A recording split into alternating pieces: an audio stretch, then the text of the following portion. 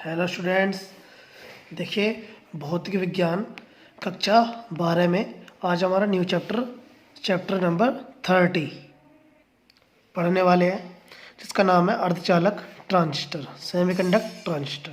तो स्टूडेंट्स, जो हमने चैप्टर नंबर 29 किया था, अर्धचालक किया था, अर्धचालक के बारे में हमने पढ़ा था। अर्धचालक कितने प्रकार के होते हैं और जो उनमें प्रकार होते हैं उनके भी हमने प्रकार के बारे में पढ़ा था। और फिर हमने पढ़ी थी संधि, एनपी संधि, ठीक है, या पीएन संधि।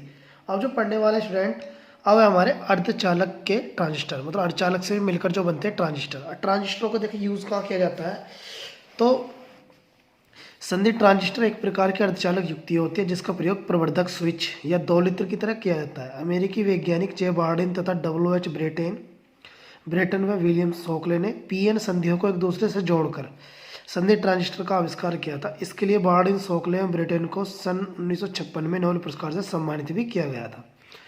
ट्रांजिस्टर में पी व एन अर्धचालकों को प्रयुक्त किया जाता है।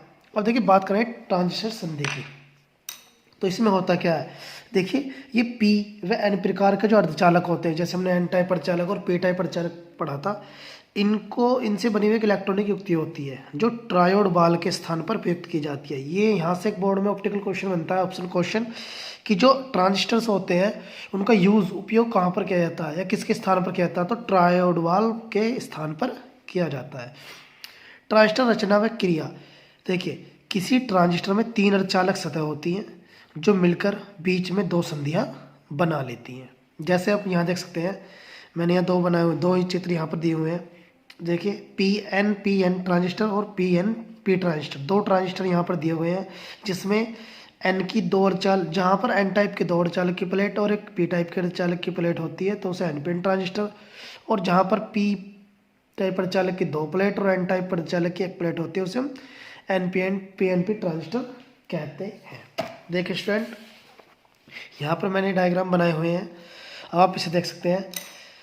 जो हमारे पास बाईं ओर का सिरा प्लेट होती है उसको हम उत्सर्जक कहते हैं, बीच में की जो सिरा होता है उसे हम आधार कहते हैं, ठीक है, और जो हमारे पास दाईं ओर का सिरा प्लेट होती है उसे हम संग्राहक कहते हैं।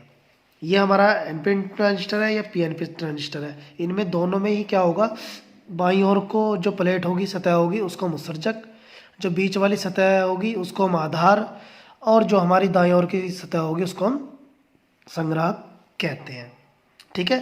तो स्टूडेंट, सबसे पहले पढ़ने वाले हैं पीएनपी ट्रांजिस्टर के बारे में। तो देखिए आइए अब पीएनपी ट्रांजिस्टर पढ़ते हैं। देखिए सबसे पहले मैं आपको पढ़ा रहा हूँ कि पीएनपी ट्रांजिस्टर का प्रतीक चिन्ह, यह है पीएनपी ट्रांजिस्टर का प्रतीक चिन्ह, देख सकते हैं यहाँ पर।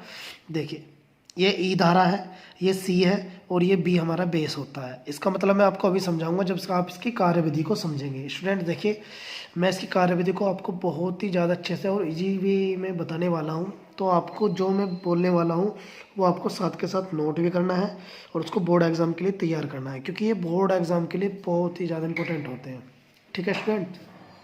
तो देखिए स्टूडेंट, अब हम बात करते हैं पीएनपी ट्रांजिस्टर की कार्यविधि की, ठीक है। सबसे पहले देखिए आप इसका डायग्राम समझ लीजिए, जो बहुत ही ज़्यादा इजी वे में आपको समझाऊंगा। यह है पीएनपी ट्रांजिस्टर की कार्यविधि। तो देखिए पीएनपी ट्रांजिस्टर होता क्या है, जब पी टाइप अर्धचालक की 2 प्लेट को, या जब एन टाइप अर्धचालक की 1 प्लेट को तो पी टाइप अर्धचालकों के बीच में रखा जाता है या एक दूसरे के संपर्क में रखा जाता है, तब हमारा पीएनपी ट्रांजिस्टर प्राप्त होता है, ठीक है। इसका उपयोग हम ट्रायोड बाल के स्थान पर करते हैं। इसमें जो बाएं वाली प्लेट होती है उसे हम उत्सर्जक कहते हैं, उत्सर्जक या अमीटर। जो बीच वाली प्लेट होती है उसको हम बेस या आधार कहते हैं, और जो दाईं ओर का हमारी सतह होती है, प्लेट होती है, उसको हम संग्राहक या कलेक्टर भी कहते हैं। अब देखिए पी टाइप जो होता है, आपने पढ़ा था पी टाइप अर्धचालक, उसमें जो आवेश वाहक का कार्य करते हैं, कोटर करते हैं। तो ये देखिए, ये जो मैंने यहाँ पर इस टाइप से बनाए हुए हैं वो यहाँ पर कोटर है, और जिनको ये मैंने बॉक्स इनका फिल किया हुआ है वो यहाँ पर इलेक्ट्रॉन है। ये आपको याद करना है, ठीक है स्टूडेंट।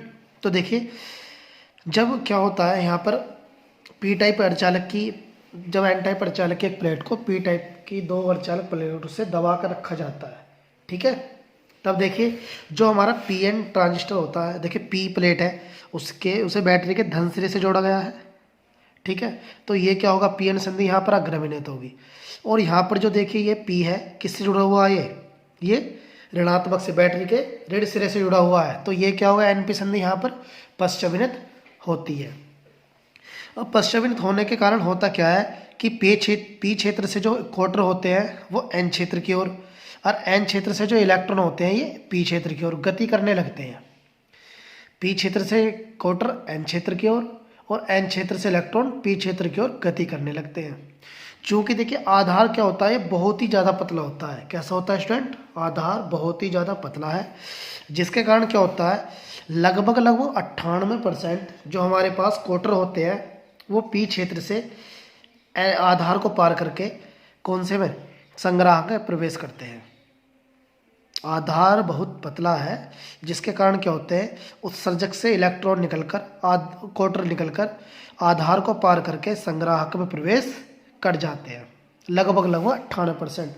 और जो 2% हमारे पास क्या होते हैं, इलेक्ट्रॉन होते हैं। क्या होते हैं स्टूडेंट, जो 2% क्वार्टर होते हैं वो एन क्षेत्र में जो उपस्थित देखिए इलेक्ट्रॉन होते हैं उनसे संयोग कर लेते हैं। क्या कर लेते हैं, संयोग। और जैसे ही कोई क्वार्टर इलेक्ट्रॉन से संयोग करता है, किससे संयोग करता है, इलेक्ट्रॉन से संयोग करता है, तो क्या होता है, इनके बीच जो बना हुआ रासायनिक बंध होता है, सहसंयोजक जो बंध होता था वो टूट जाता है, जिसके कारण यहाँ पर क्या होता है, एक इलेक्ट्रॉन फ्री या गतिमान होने लगता है। और वो क्या होता है, इसी कारण वो क्या करता है, बैटरी जो हमारे पास, इसे मानेंगे वी ई बी, क्योंकि ई और बी के दोनों के बीच क्या आ रही है, तो वी ई बी के जो ऋण सिरे है उससे एक इलेक्ट्रॉन निकल क्या होता है, आधार में प्रवेश करता है।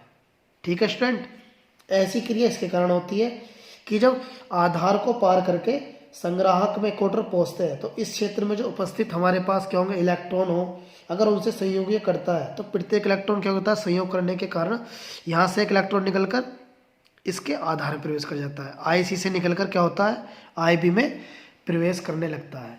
ठीक है, उसके बाद क्या होता है, इलेक्ट्रॉन की ये जो हमारे पास आधार में बहने वाली धारा हुई है आई बी, और जो हमारी संग्राहक में बहने वाली धारा आई सी है, वे दोनों मिलकर उत्सर्जक में बहने वाली धारा में प्रवेश करते हैं या उसके योग के बराबर होते हैं। इसे वी बी सी मान सकते हैं। तो हम लिख सकते हैं आई ई बराबर किसके बराबर होता, आई बी प्लस आई सी के। यही इसका डेरिवेशन होता है स्टूडेंट्स। आए बात समझ में। देखिए एक बार मैं फिर से आपको समझाता हूँ कि जैसे कि हमने देख रहे हैं कि ट्रांजिस्टर में क्या होगा, उत्सर्जक आधार संधि को, उत्सर्जक और आधार है वो संधि को अग्रभिनत, और जो हमारे पास आधार और संग्राहक संधि को पश्चभिनत में रखा जाता है। ये क्या होता है, अग्रभिनत में होने के कारण पीएन संधि से जो हमारे क्वार्टर होते हैं वो एन क्षेत्र की ओर, और एन क्षेत्र से इलेक्ट्रॉन पी क्षेत्र की ओर गति करने लगते हैं। क्या करने लगते हैं, गति करने लगते हैं। अब गति करने के पश्चात क्या होता है, आधार हमारा बहुत ही ज़्यादा पतला होता है, जिसके कारण क्वार्टर आधार को पार करके संग्राहक 98% लगभग क्वार्टर जो होते हैं वो आधार को पार करके संग्राहक में प्रवेश कर जाते हैं। ठीक है स्टूडेंट, और लगभग 2% जो बचे हुए क्वार्टर होते हैं वो आधार में उपस्थित जो इलेक्ट्रॉन होते हैं उनसे संयोग करते हैं। और जैसे ही कोई क्वार्टर यहाँ पर संयोग करता है तो क्या होता है, इनके बीच जो इलेक्ट्रॉन उनके बीच रासायनिक बंध टूट जाता है। वो इलेक्ट्रॉन क्या होता है, गति करने लगता है। तभी क्या होता है, बैटरी वी बी के ऋण सिरे से एक इलेक्ट्रॉन निकलकर आधार में प्रवेश करता है, जिससे इनका संयोग बना रहता है। ठीक है, ऐसी आधार क्षेत्र को पार करके अगर संग्राहक में जो पहुंचने वाले क्वार्टर है, इस क्षेत्र में जो होते हैं मुक्त इलेक्ट्रॉन अल्पसंख्या की तादाद में होते हैं और उनसे संयोग करने लगते हैं। और जैसे ही कोई क्वार्टर इलेक्ट्रॉन से संयोग करता है उनके बीच क्या होता है, उत्सर्जक में रासायनिक बंध टूट जाता है, यहाँ फिर से रासायनिक बंध टूट जाता है। तो आपके क्या होगा, आई सी से धारा निकलेगी और जो बैटरी वी के ऋण सिरे से एक इलेक्ट्रॉन निकलकर आधार में प्रवेश करता है। ठीक है स्टूडेंट, तो चूंकि क्या है, आधार बहुत पतला है, लगभग 2% है। तो देखिए फिर क्या होता है, जो संग्राहक धारा होती है और जो आधार धारा होती है, संग्राहक धारा को हमने दिया आई सी नाम, और जो आधार धारा है उसे क्या नाम दिया हमने, आई बी। दोनों धाराएं मिलकर उत्सर्जक धारा में प्रवेश करती हैं, या हम कह सकते हैं उत्सर्जक धारा जो होती है वो आधार धारा और संग्राहक धारा के योग के बराबर होती है। ठीक है स्टूडेंट्स, आज देखिए ये आपको यही कंप्लीट करना है। अगर आप इसे अच्छे से कंप्लीट कर पाते हैं तो जो एनपीएन ट्रांजिस्टर है उसको भी आप अच्छे से कंप्लीट कर लेंगे, क्योंकि सिर्फ और सिर्फ में डिफरेंस इतना आता है कि यहाँ पर जो हमने आधार दिखाया है वो इतना पतला दिखाया है कि 98% क्वार्टर इलेक्ट्रॉन आधार को पार करके संग्राहक में प्रवेश कर जाते हैं। लेकिन जब हम बात करें किसकी, एनपीएन ट्रांजिस्टर की, तो उसमें आधार को हम इतना पतला दिखाएंगे कि लगभग 95% इलेक्ट्रॉन ही आधार को पार करके संग्राहक में प्रवेश कर सकेंगे। बाकी सभी आपको थ्योरी यही लिखनी है जो मैंने आपको बताया है। अगर इसमें किसी को कोई बच्चों को प्रॉब्लम आती है तो मुझे कमेंट करें। Thank you.